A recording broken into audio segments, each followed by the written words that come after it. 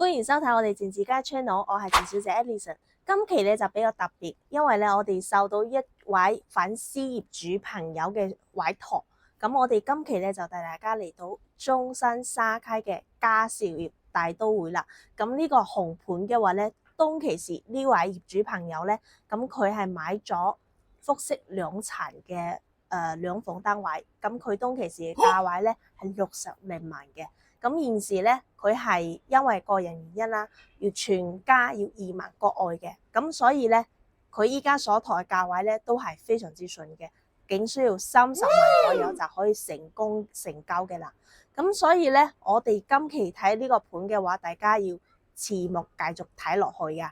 現時嘅話咧，佢全屋家私家電全部包埋嘅，包括定製櫃全部都有晒，家私家電都有晒嘅，而且嘅話咧。佢係現樓現值，咁大家如果睇翻我哋呢個視頻，睇翻呢間屋中意嘅話咧，咁就可以嗱嗱聲 call 埋 Alison 啦。咁我哋呢邊可以第一時間接翻到你嘅資訊，可以帶翻你睇翻呢個非常之靚嘅屋。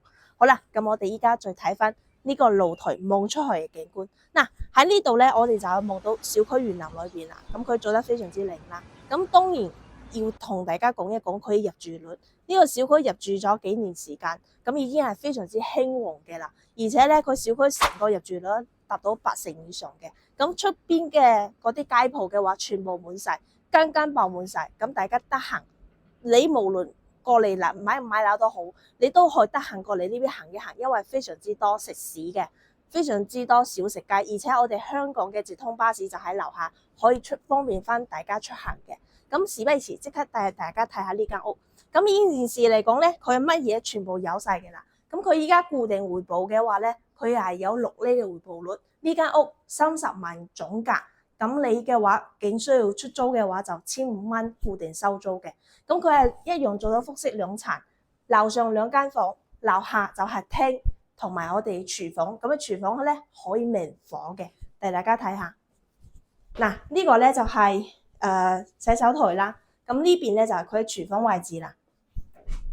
嗱，因為佢依家少少污糟，好長時間冇去人去打理嘅啦嚇。咁呢度咧廚房就係明火嘅。